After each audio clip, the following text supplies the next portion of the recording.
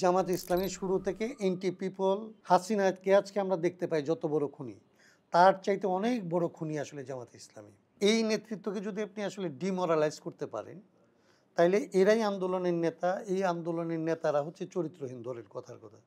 তাইলে এই আন্দোলনটার আর কোনো ক্রেডিবিলিটি থাকে না। এই 24 আপনার ধরেন সবচেয়ে ব্যতিক্রমী ঘটনা ঘটতে যাচ্ছে। যাকে আপনি আসলে আন্দোলনের নেতৃত্ব মনে করছেন, সে আগামী নির্বাচনে আসলে কোনো একটা গুরুত্বপূর্ণ জায়গায় আছে, আপনি এটাও দেখতে পাচ্ছেন না। সংস্কার, নির্বাচন সহ নানা ধরনের প্রশ্ন আমাদের সামনে আছে।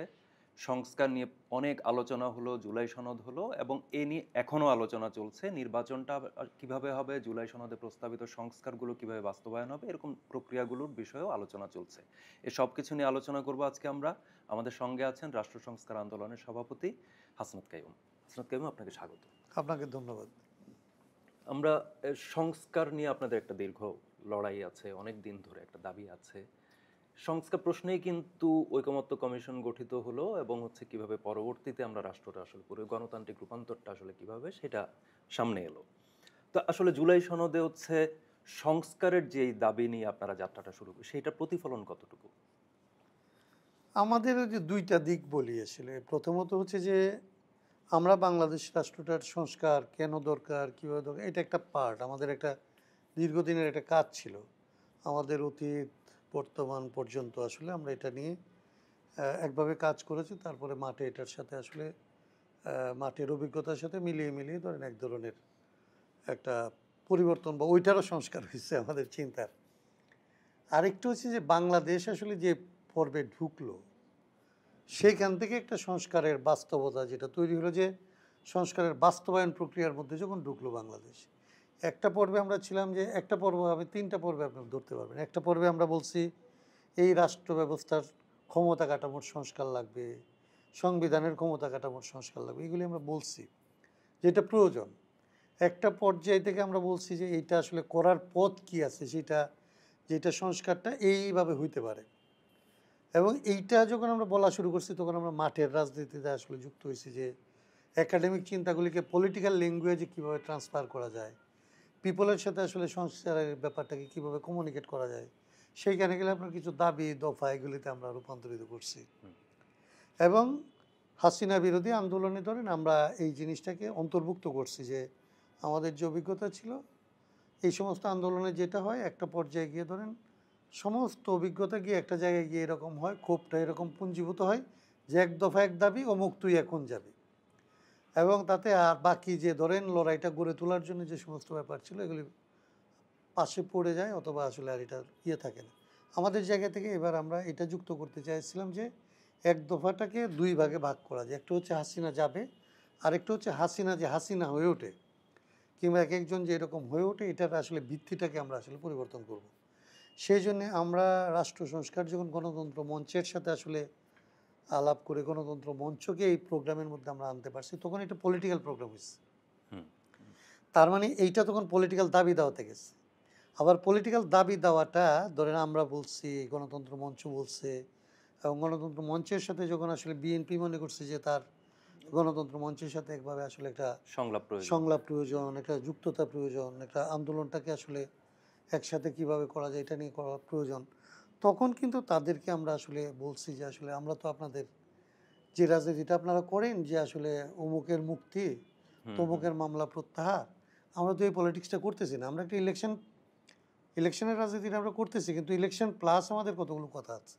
তো সেই জায়গায় আমাদের এই সমস্ত দাবি দফা আছে, তার সাথে আপনাদের যদি না মিলে, তাহলে তো আমরা একটা সমঝোতার প্রয়োজন হয়েছে।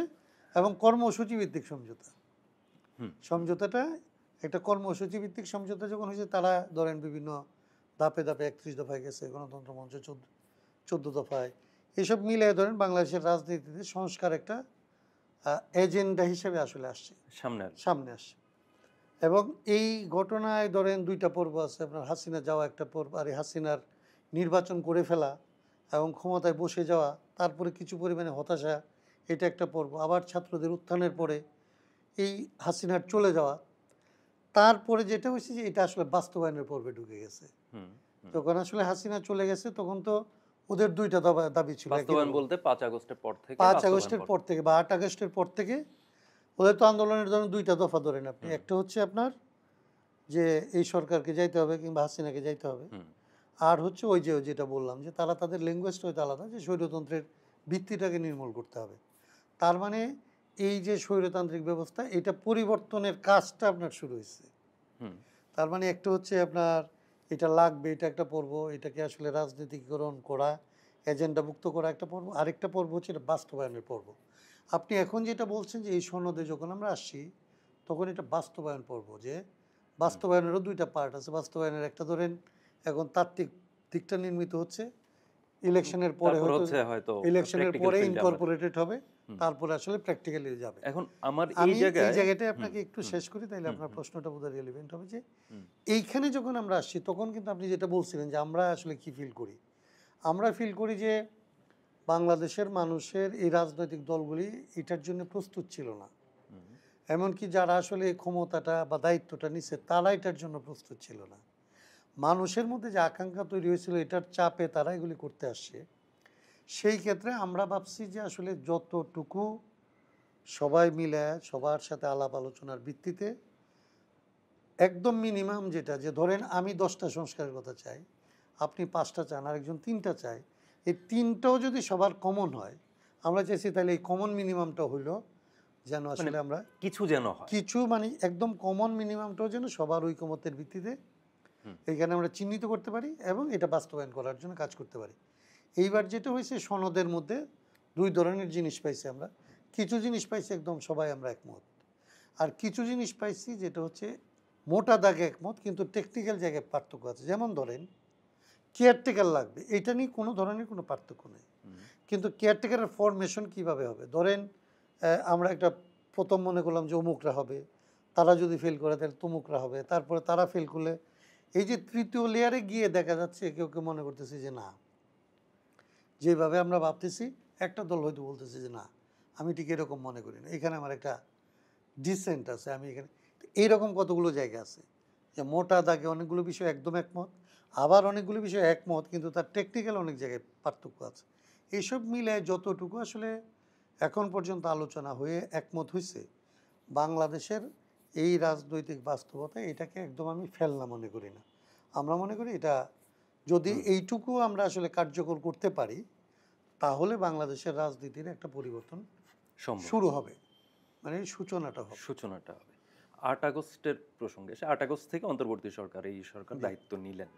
তো এই ৮ আগস্ট থেকে তো আসলে সংস্কার বাস্তবায়ন আপনি যেটা বললেন যে সংস্কার বাস্তবায়নের একটা ফেজে জি আমরা ঢুকলাম। সেটা হয়তো তাত্ত্বিক কাঠামোবাহিত। কিন্তু এই যে একটা লম্বা সময় কিন্তু গেল, হ্যাঁ? ১ বছরের বেশি সময়। এখন হচ্ছে নভেম্বর চলে আসছে প্রায়। তো এই সময়টাতে আসলে এই আ সংস্কারের কিছু দৃশ্যমান বিষয় কি আমরা পেলাম? কিছুটা আমি যদি বলি যে কিছু কিছু জিনিস এখন দৃশ্যমান হবে, মানে এই পর্যায়ে আসছে। আপনার ধরেন এইটা পানির মতো আর বলতে পারি। ধরেন আপনি পানি ফুটাইতে থাকলেন, এটা ৯৭, ৯৮, ৯৯ ডিগ্রিতে যখন যায় তখন এটা বাষ্প হয়, তার আগে আপনি হুম, এটা দেখতে হুম, পান না। হুম, তার আগে পর্যন্ত পানি আপনি আসলে জাল দিচ্ছেন। সংস্কারের অনেক দেরি করছে, অনেক গাফিলতি আছে, অনেক ঘাটতি আছে, বাট এখন এরকম পর্যায়ে আসছে যেটা হচ্ছে যে অনেকগুলো জিনিস এখন দৃশ্যমান হইতে শুরু করবে। না, আমরা তো এই মুহূর্তেও দেখছি যে নানা ধরনের প্রশ্ন আছে। হ্যাঁ? প্রশ্নগুলো যেমন হচ্ছে এনসিপি, জি। হ্যাঁ? এনসিপি তরুণদের যে রাজনৈতিক দল অভ্যুত্থানের হুম, মধ্য দিয়ে যেই হুম। রাজনৈতিক দলটির আবির্ভাব হলো, তারা সই করল না এবং তারা বলছে যে আইনি ভিত্তি প্রশ্ন, সাংবিধানিক আদেশের প্রশ্ন আছে। তো সেই জায়গাটা কি আপনার কাছে মনে হয় যে এইটা কোনো ধরনের একটা খুঁত রয়ে গেল বা হচ্ছে এই যে সমঝোতা, নির্বাচনী সমঝোতার প্রশ্ন নিয়ে আপনারা হুম, কিন্তু গণতন্ত্র মঞ্চ থেকে হুম। একটা তৎপরতা ছিল। আচ্ছা। তো সেই সমঝোতাটা আসলে হলো কিনা? মানে ঐকমত্য কমিশন গঠন করেও আমি সেখানে কেন পৌঁছাতে পারলাম না? না ২ টা। একটা হচ্ছে যে ধরেন এনসিপি যে আসলে সই করল না, এইটা হচ্ছে আসলে ঐকমত্য কমিশন এবং সরকারের আসলে এক ধরনের, আমি মনে করি আমি শেষ দিন পর্যন্ত আপত্তি করছিলাম। আমরা বলছিলাম যে আমরা আরেকটু আলাপ করি, এটা আসলে একটা জায়গায় যেতে পারবো।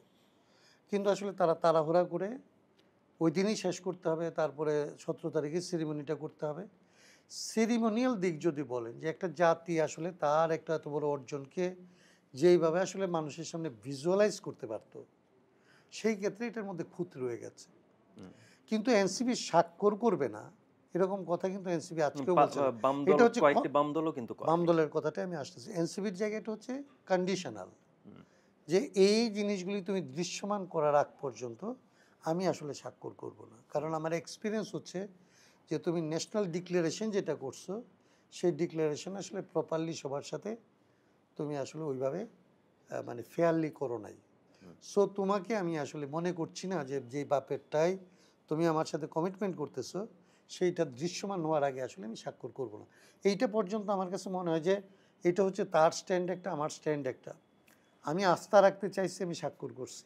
আপনি আস্থা রাখেন নাই, স্বাক্ষর করেন নাই, এইটাতে কোনো সমস্যা ছিল না। এনসিপির যেটা সমস্যা, গতকালকে অবশ্য যদিও তাদের একজন আমাদের বললো যে তারা এটা বলতে চায় না, এনসিপির দিক থেকে যেটা মনে হয়েছে, এনসিপির অ্যাটিচিউডে মনে হয়েছে যে তারা এটা অন্যরাও স্বাক্ষর কেন করলো, যারা স্বাক্ষর করলো তারা হচ্ছে জাতির সাথে প্রতারণা করছে, এই রকমের কথাগুলি যখন আসছে এনসিপির দিক থেকে, তখন এটা তার যে দাবি আর তার যে কার্যকলাপ এটার সাথে মিলে নাই।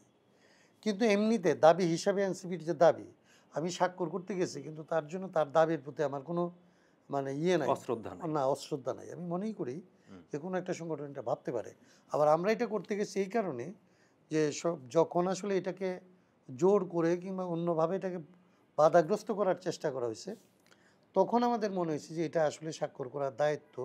কারণ এটা যদি তার জন্য যদি কেউ মপ করে যদি এটা বন্ধ করে দিতে পারে, তাহলে বাংলাদেশের অনেক বড় বড় অর্জন আসলে আর আমরা অর্জনটা করতে পারবো না। তো আমরা একভাবে ভাবছি, এনসিপি হয়তো আরেকভাবে ভাবছি, কিন্তু এনসিপির এটা যেহেতু কন্ডিশনাল, তারা আসলে স্বাক্ষর করবে বলে আমি আশাবাদী, এই তারিখের মধ্যে স্বাক্ষর করবে। বাম অতএব দলগুলোও কিন্তু এইটা করেনি। এইটা সমস্যা হবে না বলে আমি মনে করি। বামদের ব্যাপারটা একদম নীতিগত। হুম। আমরা এটা বলছিলাম আসলে ঐকমত্য কমিশনকে, তারা ক্লিয়ার করেনি কতগুলি জায়গায়। নোট অফ ডিসেন্ট বলতেছে, এই একটা শব্দ বলতেছে, কিন্তু আসলে এটাতে ৩ ধরনের ঘটনা আছে। ধরেন বামদের যেটা হচ্ছে, এটা তাদের আপত্তি, এটা নোট অফ ডিসেন্ট না, এটা ভিন্ন মত একদম, যে আমি আপনার সাথে একমত না। ধরেন বামরা বলতেছে যে তুমি এটা এটা করতে পারো না, মানে মূলনীতি থেকে এটা বাদ দিতে পারো না, আমি এটা মানবো না। হুম। এটা ভিন্ন মত, মানে আমি মানি না এটা। আর আমি যেটা বললাম এর আগে তত্ত্বাবধায়কে, এটা হচ্ছে নোট অফ ডিসেন্ট, যে আমি তত্ত্বাবধায়ক চাই কিন্তু এইটুকু মানি না। দুইটা জিনিস কি নোট অফ ডিসেন্ট বলা হচ্ছে, দুইটা জিনিস কিন্তু নোট অফ ডিসেন্ট না আসলে। হুম। তার মানে এই রকমের অস্পষ্টতা রয়ে গেছে। আমি এটা ঐকমত্য কমিশনকে বলছিলাম যে নোট অফ ডিসেন্টের মধ্যে ৩ ধরনের ব্যাপার আছে। এই ৩ ধরনের ব্যাপারগুলিকে আসলে কিভাবে ডিল করবেন এটা আসলে ফয়সালা করা দরকার। কিন্তু সেটা আসলে করা হয়নি। আমি যেটা বললাম যে শেষ দিনে খুবই তাড়াহুড়া করা হয়েছে এবং বাজেভাবে এটা শেষ হয়েছে। বামদের জায়গাটা আলাদা। অঙ্গীকারনামা নিয়েও তাদের আপত্তি ছিল। অঙ্গীকারনামা নিয়েও আপত্তি আছে, কারণ অঙ্গীকারনামার মধ্যে বামরা আশা করছিল যে এটা কিভাবে বাস্তবায়ন হবে এটার আরও ডিটেইলিং থাকবে। রোডম্যাপ থাকবে, তাদের আবার বাধ্যবাধকতার তাদের প্রশ্নটা। বাধ্যবাধকতা কতটা আসলে হবে না, হুম। এটা একভাবে রিজলভ করার চেষ্টা করা হয়েছে, কিন্তু বামদেরকে স্যাটিসফাই করা হয় নাই। আমি মনে করি সবাই স্যাটিসফাইড নাও হতে পারে, কিন্তু তার আসলে তার বক্তব্যটা, তার মতামতটাকে আপনি অন্য কোনো একটা শব্দ দিয়ে আড়াল করে ফেলতে পারেন না। কারণ এখানে যদ্দূরই আমরা মনে করি আমাদের আমাদের পজিশনটা হচ্ছে একদম, মানে যত মিনিমামই হোক ততটুকুই হোক, আমি একটুকু বেশি তারও কারো উপর চাপায় দিয়ে এই পর্বে এটা আমি করার পক্ষে না। সো বামদের প্রতি আমার রেসপেক্ট আছে। বামদের যে ধরেন তারা যে অবস্থান নিছে, সেইটাকেও আমি মনে করি যে আসলে ঐকমত্য কমিশন ঠিকভাবে আসলে রিজলভ করে নাই। আচ্ছা, কিন্তু হুম। আমি আবার এটা মনে করি যে তারপরেও এইখানে যদি ধরেন শুধুমাত্র যতদূর সবাই মিলে আমরা একমত হয়েছি, সেইটুকু যদি বাস্তবায়ন হয়, সেটার জন্য আসলে আমি কাজ করার পক্ষে। আচ্ছা, এ তো গেল জি। একটা প্রশ্ন। আমরা ঐকমত্য কমিশনের এই ফেজটার পরে দেখলাম যে হচ্ছে গত ২ দিনে যে বিএনপি প্রধান উপদেষ্টা দপ্তরে যাচ্ছে, বিএনপি প্রতিনিধি দল যাচ্ছে, এনসিপি যাচ্ছে, জামায়াত ইসলামী যাচ্ছে। তারা বের হয়ে নানা ধরনের বিষয়ে, কেউ বলছে যে গণভোট প্রশ্নে এক ধরনের আলোচনা সেখানে হলো, বা গণভোটটা তো বাস্তবায়ন প্রশ্নের সঙ্গে জি। জড়িত সরাসরি, বা এই যে যেই জায়গাগুলোতে কিছুটা মতবিরোধ আছে সেটা নিয়ে প্রধান উপদেষ্টার সঙ্গে, প্রধান উপদেষ্টা কিন্তু ঐকমত্য কমিশনেরও সভাপতি, জি। তো ওইখানে আলোচনাটা হচ্ছে। বাকি কোনো দলকে বা বিভিন্ন ফেজেই কিন্তু আমরা এটা দেখেছি যে একটা আলোচনা হয়তো বৃহত্তর সবাইকে নিয়ে বসে আলোচনা হলো, আলোচনা হওয়ার পরে তারপর সেইখানে হয়তো একটা পর্যায় পর্যন্ত এগোলো, তারপরে পর্যায়টা এগোয় হচ্ছে বাছাইকৃত এনসিপি, জামায়াত ৩ টা বা দল। বিএনপি। তো আন্দোলন বলি বা সংস্কারের প্রশ্নটা বলি, সেটা তো ছিল হচ্ছে আসলে বৈষম্যের প্রশ্নটা খুব বড় ছিল। অবশ্যই। তো এই জায়গায় কি কোনো বৈষম্য দেখেন কিনা? নিশ্চয়ই বৈষম্য হচ্ছে এবং এগুলি নিয়ে ঐকমত্য কমিশনের মিটিংয়ে আসলে বিভিন্ন রাজনৈতিক দল থেকে আপত্তি করা হয়েছে, অভিযোগ করা হয়েছে। কিন্তু আমার কাছে এটা ধরেন আমি এখনো পর্যন্ত জানি না। আমি সবসময় এই সরকারকে আসলে দেওয়ার পক্ষে, কি বলে যে বেনিফিট দেওয়ার পক্ষে। আমরা বলি যে এটা অদক্ষতা। এইটুকু আসলে তারা ম্যানেজ করতে পারে না কিংবা এইটুকু আন্তরিকতাটা অন্যান্য দলের সাথে বসে আসলে এটা সমাধান করতে পারে না। বিষয়টা এরকম না। এটা হচ্ছে এরকম, আমাকে কেউ কালকে যেন কারা বলতেছিল বিএনপির লোকজন। বিএনপির লোকজন আমি একজনের সাথে বলতেছিলাম, তার নাম না বলি। সে বলল আমাকে যে, "আপনারা তো এই যে ওদেরকে ডিস্টার্বও করেন না, আর অন্যরা কেউ ডিস্টার্ব করলে আপনি হয়তো রক্ষাও করতে পারবেন না। তার মানে আপনারা হচ্ছেন এমনি রিজনেবল রেসপন্সিবল পলিটিক্স করেন। অতএব আপনাদের নিয়ে ওদের কোনো টেনশন নেই।" মানে এই এই এই এই এই অংশটা হচ্ছে আক্রমণাত্মক হবে না। হ্যাঁ, এই এই এই এই অংশটা বিষয়টা। আক্রমণাত্মক হবে না। এরা হ্যাঁ। ঠিক বাংলাদেশটা বিপদে পড়ে যাক, বিপর্যয়ের মধ্যে পড়ুক, এইটা নিজেরাই নিজেদেরকে সেলফ রেস্ট্রেইন করে তারপরেও চাইবে যে একটা পজিটিভ কিছু হোক। এই রকমের অতি ধারণা থেকে হয়তো এটা করে। কিন্তু এটাও যদি হয়, এটা আসলে সরকারকে প্রশ্নের মধ্যে ফেলে এবং সরকারের নিরপেক্ষতা যেটা নিয়ে আসলে নিরপেক্ষতার প্রশ্ন কিন্তু এনসিপি সরাসরি এক ধরনের তুলেছে। অন্যরাও হ্যাঁ, তুলছে। বিএনপিও তুলেছে একভাবে, যে এই তত্ত্বাবধায়কের প্রশ্নটা আসছে যে এই সরকারকে তত্ত্বাবধায়কে ওইটা রূপান্তর হইতে হবে। রূপান্তর হয়ে তত্ত্বাবধায়ক যেভাবে অ্যাক্ট করে সেইভাবে আসলে যে নির্বাচন আয়োজন রূপান্তর করতে হবে। যদি নাও হয় তাহলে ধরেন তত্ত্বাবধায়কের ক্যারেক্টার নেওয়ার কথা বলা হয়। ক্যারেক্টার নিতে হবে। তো সেইটা একটা, কিন্তু আমি বলতেছি ইলেকশন ফেজের বাইরেও এখনই আসলে আপনি যখন ডিল করতেছে এই সরকার, তার যখন ক্রাইসিস হচ্ছে, তখন কিন্তু সমস্ত রাজনৈতিক দলকে ডেকে নিয়ে দুনিয়াকে দেখানোর চেষ্টা করা হচ্ছে যে দেখো আমরা আমরা কিন্তু সবার সাথে বসছি। আমরা সবাই কিন্তু ইউনাইটেড আছি। হুম। আমরা কিন্তু দেশের সিকিউরিটি, পিস এগুলির জন্য আসলে আমাদের মধ্যে না কোনো এই পার্থক্য নেই। এই কিন্তু হুম।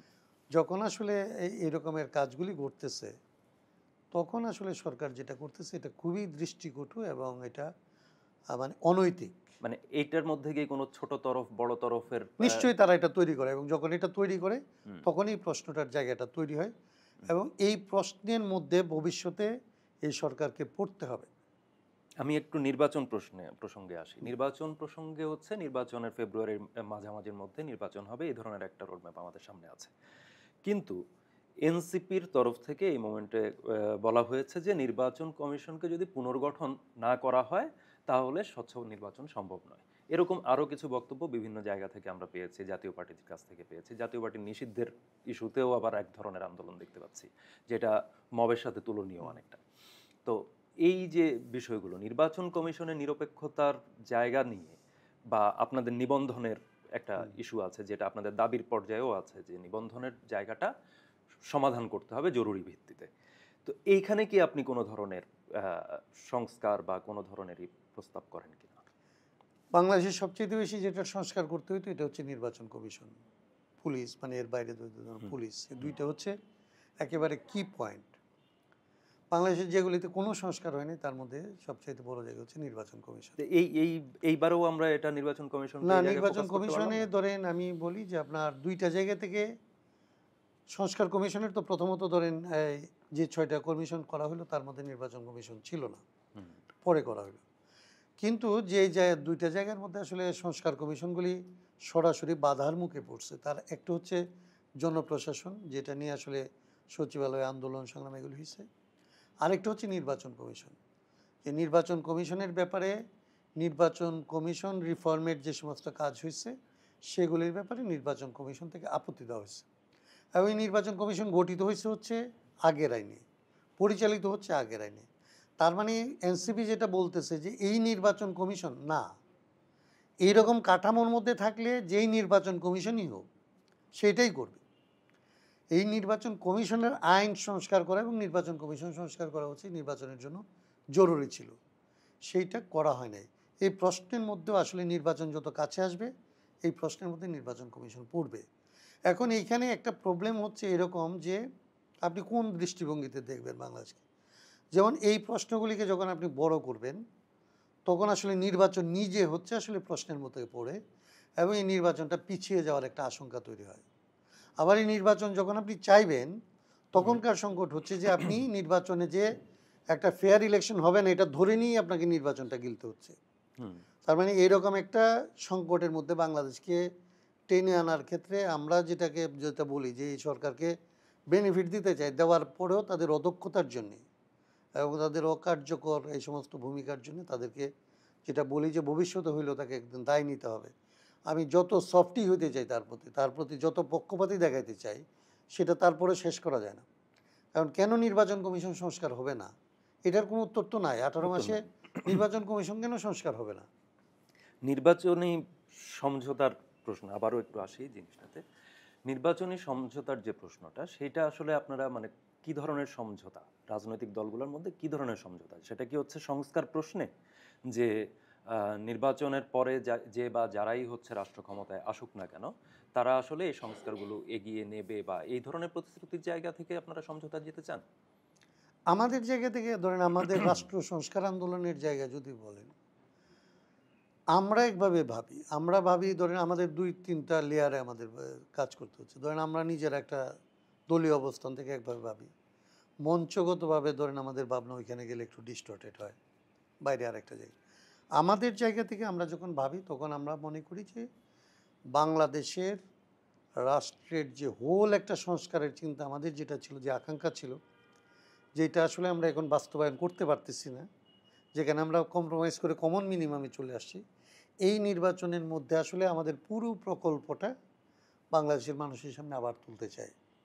এবং এইটার পাশাপাশি যতটুকু এখানে হওয়ার জন্য সবাই একমত হয়েছে, সেইটাকে আসলে বাস্তবায়নের জায়গাটাকে আসলে আমরা ensure সেটার জন্য করতে তো চাই। ঐকমত্য কমিশন ছিল।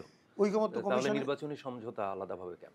না, ঐকমত্য কমিশন তো ধরেন করতে পারে, যেটা এটা তো তারা করছে। হুম, ঐকমত্য কমিশনে আমরা একটা সমঝোতায় আসছি, পার্টিগুলো বসছে। পার্টিগুলি বসছে, হুম, পার্টিগুলি বসে তাদের ওইখানে তো আমরা মিনিমামটা মেনে নিছি। হুম, আমি তো ওইখানে কোনো আমাদের যে প্রকল্প, আমরা ধরেন রাষ্ট্র সংস্কার আন্দোলন ঐকমত্য কমিশনে একটা পয়েন্ট রেজ করে নাই, নট এ সিঙ্গেল কোশ্চেন আমরা কোথাও নোট অফ ডিসেন্ট দিই নাই, আমরা কোথাও কোনো প্রশ্নে আপত্তি করি নাই। তার কারণ আমরা মনে করছি যে এটা আগে যদ্দূরই হোক যাই হোক এটা হওয়া দরকার। এটা নিয়ে আমাদের বিরুদ্ধে অনেকের সমালোচনা আছে যে কেন কিন্তু এটা তো রিটেন ফরম্যাটে থেকে যাচ্ছে যে হ্যাঁ আপনি থেকে যাচ্ছে, সবগুলোতে একমত। হ্যাঁ আমরা সবগুলিতে একমত। হুম, এটা রিটেন ফরম্যাটে থেকে যাচ্ছে এবং এটার জন্য আমাদের বিরুদ্ধে সমালোচনা আছে, কিন্তু আমরা মনে হুম, করছি বাংলাদেশের এই মুহূর্তে আমাদের দায়িত্ব হচ্ছে আসলে এইটাকে এক্সিকিউশনের লেভেলে নিয়ে এক্সিকিউশন সম্ভব এটা দেখানো, হুম। নর্থদের যে আমাদের পুরোটা অর্জন করা এক্সিকিউশন সম্ভব, এই এক্সাম্পল যদি আমরা সেট করতে পারি, তাহলে আমরা মনে করি যে বাংলাদেশের মানুষ বাকিটা আসলে এক্সিকিউট করবে। সেই কাজটা আমাদের করার ব্যাপার। তার মানে আমাদের ডুয়েল একটা রোল আছে।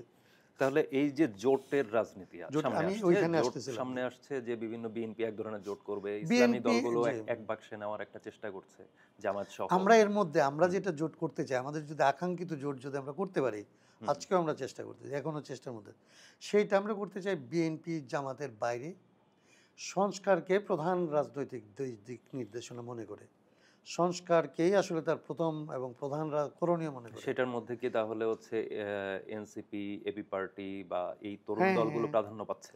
এদেরকে নিয়ে আমরা ভাবতে চাইতেছি এবং এদের সাথে আমরা কথা বলতেছি।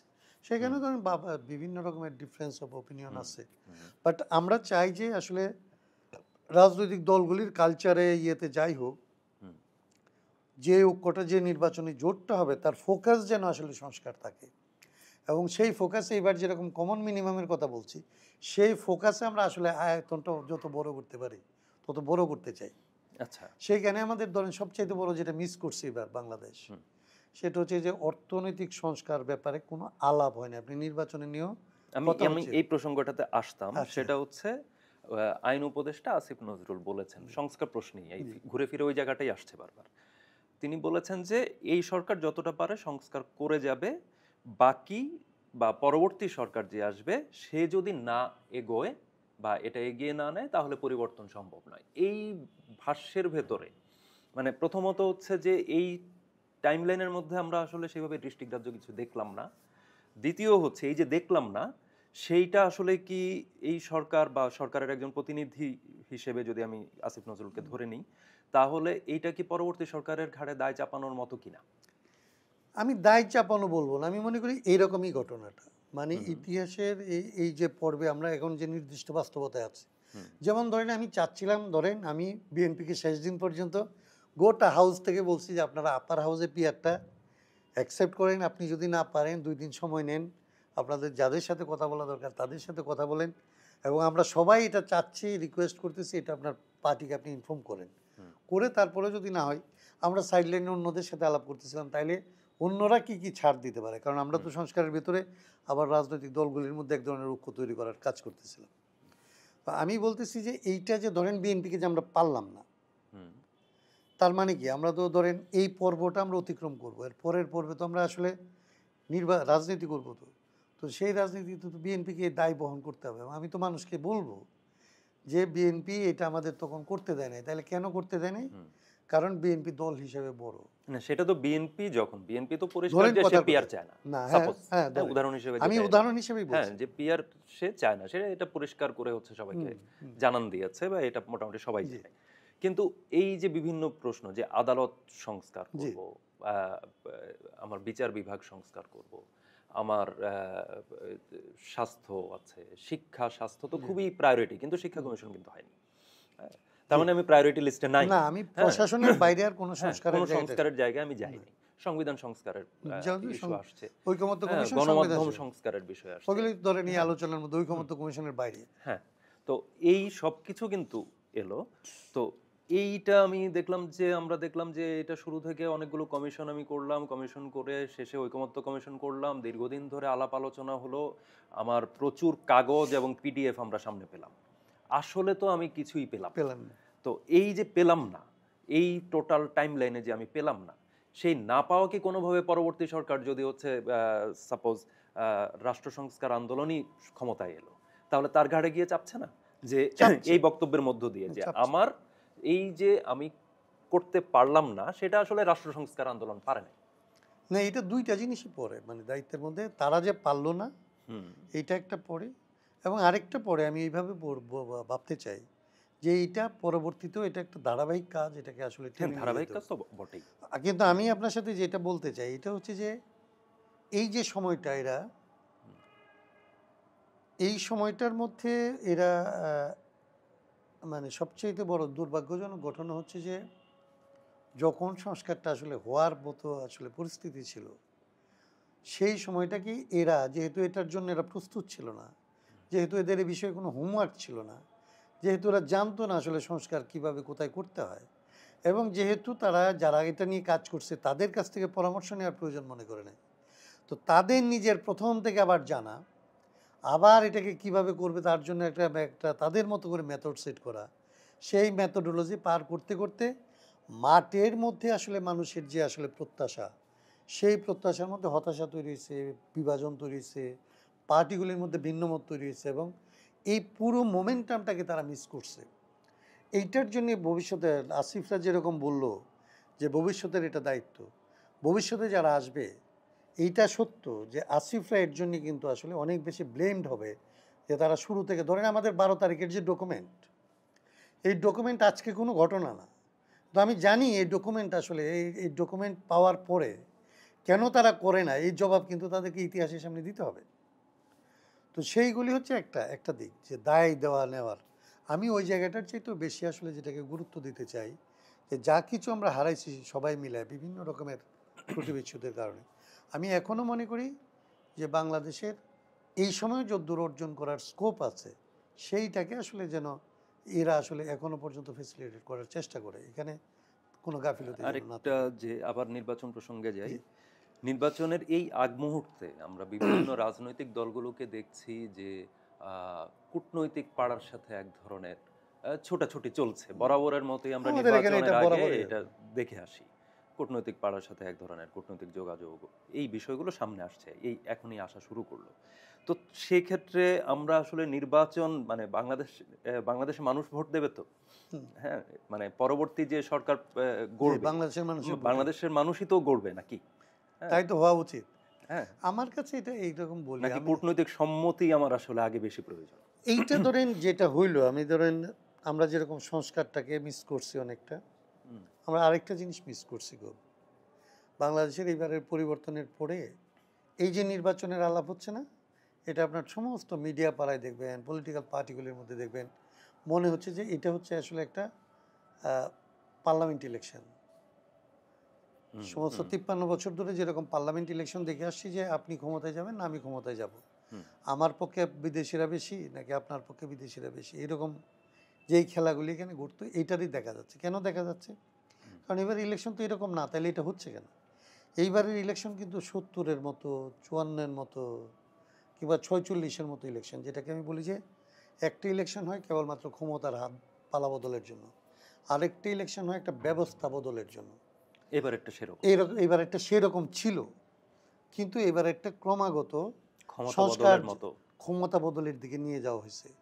এর যে রাজনৈতিক ক্যারেক্টার, এর যে অভ্যুত্থানের চরিত্র এবং এই যে নির্বাচনের সাথে অভ্যুত্থানের যে সম্পর্ক, এই সম্পর্কটাকে অভ্যুত্থানের আপনি প্রথম দিকে বলছিলেন অভ্যুত্থানের কাউকে কাউকে এখানে আসলে নেতৃত্ব মনে করা হয়েছে এবং তাদের উপর সমস্ত নেতৃত্ব মালিকানা এগুলি আসলে তুলে দেওয়া হয়েছে। এবং তুলে দেওয়ার পরে যেটা হয় এরকম জায়গাগুলিতে আমাদের এখানে, যেটা আমি একটু আগে বলতেছিলাম আপনাদের একজনের সাথে, যে আমাদের এখানে প্রচুর বিজয়ের ইতিহাস আছে। প্রতিবার আমরা অনেক দাম দিয়ে আসলে অনেক বিজয় অর্জন করছি। তো বিজয় ভোগ করার কোনো ইতিহাস নেই, বিজয়ের ফল মানুষের কাছে পৌঁছায় এরকম কোনো ইতিহাস নেই। প্রতিবারের বিজয় হয়েছে এবং ফসল চুরি যায়, এবং ব্যাহাত হয়ে যায়। বেহাত এইবার যে এই যে ব্যাহাত হওয়ার কায়দা, এটা হচ্ছে এরকম যে আপনার হয়তো ধরেন লক্ষ লক্ষ মানুষের আন্দোলন, গণ অভ্যুত্থান বলছেন আপনি, সুনির্দিষ্ট কোনো পার্টির নেতৃত্ব নাই, কিন্তু তারপরেও আপনি একটা একটা লিডার বানাইছেন, হুম। একটা গ্রুপকে আপনি আসলে লিডার হিসাবে চিহ্নিত করছেন, তাকে মিডিয়া দিয়ে বাইরে নিয়ে গিয়ে এখানকার সরকারকে দিয়ে বানানো হয়েছে যে এই হচ্ছে আসলে এই মুভমেন্টের মাস্টার মাইন্ড, এই হচ্ছে লিডার। হুম। এরকম এক কেন্দ্রে আপনি আনছেন নেতৃত্বকে। সমস্ত যারা আন্দোলন করছিল, যারা শহীদ হয়েছে, যারা তখনও পর্যন্ত হাসপাতালে কাতরাইতেছিল, তাদের সবাইকে আপনি সরায় দিয়ে একটা জায়গায় নেতৃত্ব নিয়েছেন। এক জায়গায় নেতৃত্ব নেওয়ার অসুবিধা হচ্ছে এই নেতৃত্বকে আপনি পারচেস করতে পারেন, এই নেতৃত্বকে আপনি অন্যদিকে এলিউর করতে পারেন, অ্যাসাসিনেট করতে পারেন, মানে সমগ্রকে সংকুচিত করে ফেলা। সংকুচিত করতে পারেন। এই নেতৃত্বকে যদি আপনি আসলে ডিমোরালাইজ করতে পারেন, তাইলে এরাই আন্দোলনের নেতা, এই আন্দোলনের নেতারা হচ্ছে চরিত্রহীন, ধরেন কথার কথা, তাইলে এই আন্দোলনটার আর কোনো ক্রেডিবিলিটি থাকে না। তাইলে যে রাজনৈতিক পরিবর্তনের জন্য যে নির্বাচন হয়েছিল ওই নির্বাচন থাকে না। এই নির্বাচন তখন আসলে একটা ক্ষমতা সাধারণ নির্বাচনে পরিণত হয়। সবচেয়ে ভয়াবহ যেটা এক্সপিরিয়েন্স এইবারই বাংলাদেশ ঘুরতে যাচ্ছে, আপনার কোনোদিন যারা রাজনৈতিক আন্দোলনের নেতৃত্ব দিয়েছে তাদের বাইরে আসলে কেউ ক্ষমতায় আসে নাই। 46-এ মুসলিম লীগ আসছে, হুম। শেরে বাংলা মানে নাই, মানে শেরে বাংলা ফজলুল হকের কৃষক প্রজা পার্টি নাই। নাই হয়ে গেছে। হুম। 54-তে মুসলিম লীগ নাই হয়ে গেছে। আপনি 70-এ সব কিছু নাই হয়ে আওয়ামী লীগ চলে আসে। আপনার 90-এ আন্দোলনকারী হিসেবে আসলে আপসীন নেত্রী খালেদা জিয়া আসছে। এই 24 আপনার ধরেন সবচেয়ে ব্যতিক্রমী ঘটনা ঘটতে যাচ্ছে, যাকে আপনি আসলে আন্দোলনের নেতৃত্ব মনে করছেন সে আগামী নির্বাচনে আসলে কোনো একটা গুরুত্বপূর্ণ জায়গায় আছে, আপনি এটাও দেখতে পাচ্ছেন না। মানে আন্দোলনকে আপনি নেতা বানাইছেন এবং নেতৃত্বের কাছ থেকে আন্দোলনটাকে কেড়ে নিছেন, নিয়ে এটাকে একটা রাজনৈতিক পরিবর্তনের যে লড়াই, এই লড়াইটাকে আপনি সংকুচিত করছেন একটা ক্ষমতা বদলের লড়াই।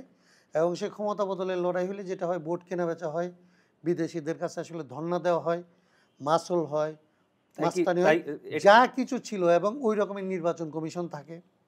তার পুরো জিনিসটাকে আসলে এইখানে সে সীমাবদ্ধ এবং শেষ করার চেষ্টা করা হচ্ছে। আমরা এখনও পর্যন্ত এটার বিরুদ্ধে আসলে আপনি যেটা বলতেছিলেন, আমরা যে নির্বাচনী জোট করতে চাই, আমরা এটাকে এখনও পর্যন্ত একটা নির্বাচনটাকে রাজনৈতিক নির্বাচন করতে চাই। আমি আজকে একটা প্রোগ্রামে ছিলাম, আমি বলছি যে এরা আসলে এটাকে ক্ষমতা বদলের নির্বাচনে পরিণত করতে চায়। অভ্যুত্থানের যদি আসলে কেউ থাকে, এর বাইরেও তো ধরেন আমাদের এইরকম স্টালিনগ্রাদের মতো ধরেন এখানে যাত্রাবাড়ি হয়েছে, উত্তরা হয়েছে, সাভার হয়েছে। তো এদের দায়িত্ব হচ্ছে এই নির্বাচনটাকে বাংলাদেশ বদলের নির্বাচনে পরিণত করা। বাংলাদেশ বদলের নির্বাচন যদি পরিণত করতে পারে, তাইলে আসলে 70 সালে যেরকম হয়েছে, কাকে আপনি প্রার্থী বানাইছেন মানুষ এটা দেখে নেই। আপনি দেখছে যে আসলে 6 দফার পক্ষে কে, নৌকার পক্ষে কে। এইবারও এটা ঘটার কথা ছিল, কিন্তু এটা খুব পরিকল্পিতভাবে মুভমেন্ট মেটিকুলাস না হইতে পারে, কিন্তু মুভমেন্টের পরে তার রেজাল্টকে আসলে হস্তগত করে ফেলা এবং নাই করে ফেলার জন্য এস্টাবলিশমেন্টের আন্দোলনের ফলকে মেটিকুলাসলি হচ্ছে নাই করে দেওয়ার চেষ্টা করা হচ্ছে। আচ্ছা, সেই আমি জায়গাটা একদম শেষ দিকে, শেষ জায়গায় যেটা আমি জানতে চাইবো, আজকের একটা ঘটনা, সেটা হচ্ছে আজকে সামনে এলো নিউ ইয়র্কে জামায়াতের আমির ডাক্তার শফিকুর রহমান, তিনি হচ্ছে 1947 সাল থেকে 2025 সালের 22 অক্টোবর পর্যন্ত জামায়াত ইসলামী যত ধরনের কোনো ভুল যদি করে থাকে, সেটার জন্য কেউ কষ্ট পেয়ে থাকলে সেটার জন্য তিনি ক্ষমা চেয়েছেন। এটাকে অনেকে ইন্টারপ্রেট করছে যে 71-এর জন্য তিনি ক্ষমা চেয়েছেন। আপনি কি তাই মনে করেন? আমি প্রথমত এরকম জিনিসকে ক্ষমা প্রার্থনা মনে করি না। ক্ষমা প্রার্থনা আপনি ভেতর থেকে যদি একটা হচ্ছে ধরেন আপনি ক্ষমা প্রার্থনা হচ্ছে যে আপনি মানুষকে দেখাচ্ছেন রাজনৈতিক কৌশল, সেটা নিউ ইয়র্কে। সেটা নিউ ইয়র্কে কিংবা এটা একটা কৌশল। আপনি মনে করতেছেন যে আপনার কিছু অভিযোগ আসছে, আপনি যদি বলেন যে ভাই আমি ক্ষমা প্রার্থী, কিন্তু আপনি ভেতর থেকে মনে করলেন আচ্ছা ঠিক আছে, তারপরে তোর ঘাটটা সাঁকোটা পার হয়ে। তো এইটা হচ্ছে যে এইটা ক্ষমা প্রার্থনা না। মানুষ ক্ষমা প্রার্থনা বলতে আসলে প্রায়শ্চিত্ত যদি তার ভেতর থেকে আসে, কনফেশনের মতো, যে আপনার আত্ম উপলব্ধি হয়েছে কিনা, আপনি এই রাজনীতিকে পরিত্যাগ করছেন কিনা, আপনি নিজে আসলে যে এই খুনের রাজনীতির মধ্যে আসলে শুরু থেকে জামাত ইসলামী শুরু থেকে এন্টি পিপল একটা পলিটিক্সের ভেতরে ছিল। 46-এর আগে থেকে এন্টি পিপল এবং প্রো পাওয়ার, এই পলিটিক্স থেকে সে বেরোয় না। এটা তার স্কুলিং, এটা তার ফিলোসফি। এবং এই পাওয়ারের জন্য সে মানুষ খুন করার জন্যে হাসিনাকে আজকে আমরা দেখতে পাই যত বড় খুনি, তার চাইতে অনেক বড় খুনি আসলে জামাত ইসলামী। তবে এইরকম একটা খুনের ব্যাপারে 46 থেকে দাঙ্গা ধরেন, পেশোয়ারের দাঙ্গার জন্য যেখানে আসলে মওদুদের ফাঁসির আদেশ হয়েছিল, তো সেই দাঙ্গা থেকে শুরু করে আজকের বাংলাদেশ পর্যন্ত আমি এক জায়গায় গিয়ে বললাম যে আমাকে যদি হয় ক্ষমা করে দেন। এইগুলি হচ্ছে আসলে ওই বেড়ার এই গল্পের মতো যে এটা কখনোই মুক্তিযুদ্ধের সময়ের যে যুদ্ধাপরাধ বলি বা সেটার জন্য হচ্ছে জামাত ইসলামের কাছ থেকে মানে প্রায়শ্চিত্ত চাওয়া হচ্ছে, জাতির বহুবার এই প্রশ্ন সামনে এটা চাওয়ার ব্যাপার না। আমরা বিভিন্ন সময় বলি যে জামাত ইসলাম বলে অনেকে, কেন বলে আমি জানি না, কিন্তু এটা চাওয়ার ব্যাপার। আচ্ছা, তো সেই ক্ষেত্রে সে আসলে তার এখানে পলিটিক্স করার জন্য বাংলাদেশে দাঁড়ায় যে সে পলিটিক্স করে, কিসের কোন অধিকারে সে পলিটিক্স করে? বাংলাদেশের পিপলের তো এটাকে আসলে বাংলাদেশের আপনার দুনিয়ার কোথাও আপনি যুদ্ধ অপরাধ করার পরে আপনি সেই নামে সেই রাজনীতি আবার পুনরায় বাংলাদেশে মানে সেই দেশ আপনি করতে পারবেন? কিন্তু বাংলাদেশের দুর্ভাগ্য হচ্ছে এরকম যে আমাদের একটার পর একটা দুর্যোগ আগের দুর্যোগের চাইতে অনেক বড় হয় বলে মানুষ মনে করে এর চাইতে আগেই ভালো ছিল। মানুষ পাকিস্তান আমলে এসে মনে করছে ব্রিটিশ ভালো ছিল, বাংলাদেশে এসে মনে করছে পাকিস্তান ভালো ছিল। মুক্তিযোদ্ধাদের নামে তারপরে যা হয়েছে তার চাইতে মনে করছে রাজাকার ভালো ছিল। মুক্তিযুদ্ধের এবার যারা চেতনা বিক্রি করছে তার চাইতে ছাত্ররা মনে করছে এর চাইতে রাজাকার আসলে ভালো। এই যে দুর্যোগের এবং দুর্ভাগ্যের জন্য যে রাজনীতি দায়ী, আমরা সেইটাকে আসলে সংস্কার করার কথা বলছি। এইটা না হইলে আসলে এই রকমের অপরাধীরা সেটা তো সোসাইটি থেকে আসতেছে। আমি একদম কি পয়েন্টে একটা খুবই অল্প কথায় আমি একটা উত্তর চাইবো। আমাদের না আমাদের এই যেটা একদম শেষ প্রশ্ন আমি যদি বলি যে সমাজ থেকে তো আসলে এই বিষয়টা উঠে আসে, সোসাইটি থেকে আসলে হচ্ছে প্রকল্পটা উঠে আসে যে আসলে সোসাইটির বদলটা আসলে আমরা রেপ্লিকেট হয় বা ওইটা প্রতিফলন ঘটে রাষ্ট্রের কাঠামোতে। তাহলে কেন রাষ্ট্র সংস্কার আন্দোলন, কেন সমাজ সংস্কার আন্দোলন না? না, আমি তার যে কোনো সংস্কার আন্দোলন আপনি করতে পারেন। আপনি আসলে এটা খুঁজে দেখতে হয় যে একটা সমাজের মধ্যে কোন জায়গাটাতে আপনি আসলে ধরেন এখানে 1000টা সংস্কার লাগবে। আপনি স্বাস্থ্যের কথা বলছেন, শিক্ষার কথা বলছেন, খাদ্য মানে আপনি খাদ্যে বিষ, আপনার এটা লাগবে না। আপনার বাতাস পলিউটেড, এটা লাগবে না। কিন্তু আপনি এই সমস্ত জিনিসের মধ্যে কোন জায়গাটা হচ্ছে আপনি কোত্থেকে শুরু করবেন, এটা হচ্ছে একটা খুব গুরুত্বপূর্ণ জায়গা। রাষ্ট্র যখন ধরেন নিজে এই সমস্ত জিনিসকে প্রমোট করে, তখন আপনি যত চেষ্টা করেন, যত পরিবেশবাদী আন্দোলন করেন, রাষ্ট্র যখন পরিবেশ ধ্বংসকে প্রমোট করবে আপনি এটা শেষ করতে পারবেন না। সেই জন্যে রাষ্ট্র সংস্কার, রাষ্ট্রের যেখান থেকে আসলে এই জিনিসগুলি শুরু হয় সেই জায়গাটা থেকে শুরু করতে চাইছে। আমরা তো ধরেন একটা জিনিসই করতে পারি না, আমি আবার বললাম যে বেশি কথা বলতেছি, কিন্তু একটা দেখেন আমরা যখন রাষ্ট্র সংস্কারের কথা ভাবছি তখন আমরা রাষ্ট্র এবং রাজনীতি সংস্কারের কথা ভাবছি। রাষ্ট্র এবং তাহলে রাজনৈতিক দলগুলিকে সংস্কার করতে হবে, কিন্তু আমরা ছিলাম শুরু করছি কখন? হাসিনার আমলে। হাসিনার আমলে যদি আমরা রাজনৈতিক দল সংস্কারের কথা বলতাম তাহলে মনে হতো যে আমরা আসলে হাসিনার দালাল হয়ে এখানকার রাজনৈতিক দলগুলিকে সমালোচনা করার জন্য নামছি। বাট এটা আমরা করতে চাই, কারণ এটা না করে আপনি শুধু রাষ্ট্র সংস্কার করার পরেও, আসিফের সাথে ওই মত আমি এই জায়গায় আমি একমত, শুধু রাষ্ট্র সংস্কার করে এই রাজনৈতিক দল দিয়ে বাংলাদেশের মানুষকে আপনি আসলে কোনো সুফল দিতে পারবেন না। রাজনৈতিক দলগুলিরও সংস্কার লাগবে এবং এটা আমাদের লাগবে। এখন আমরা মনে করি এই পর্বটা পার হইলে আমরা আসলে এই কথাগুলি বলতে পারবো যে কোত্থেকে আসলে আমরা কি করতে চাই। ধন্যবাদ হাসনাত কেয়ম। আহ, ধন্যবাদ যারা রাষ্ট্র শুনছেন এবং যারা- সংস্কার বা সমাজ রাজনৈতিক দল এই প্রত্যেকটি পর্যায়ে আসলে সংস্কারের প্রশ্নটি আছে, এটা প্রত্যেকটি পর্যায়ের সঙ্গে যুক্ত, এটা কোনো বিচ্ছিন্ন বিষয় নয়। এবং আরও নানান জায়গায় যেমন হচ্ছে রাষ্ট্রের চরিত্র বদলাতে হলে আসলে ব্যক্তিকেও বদলাতে হয়, সেটার মীমাংসা আসলে সব মানুষ মিলে করতে হবে, প্রত্যেকে মিলে করতে হবে। সেই দিকে আমরা যাব কিনা সেই প্রশ্নটি রয়েই যাচ্ছে।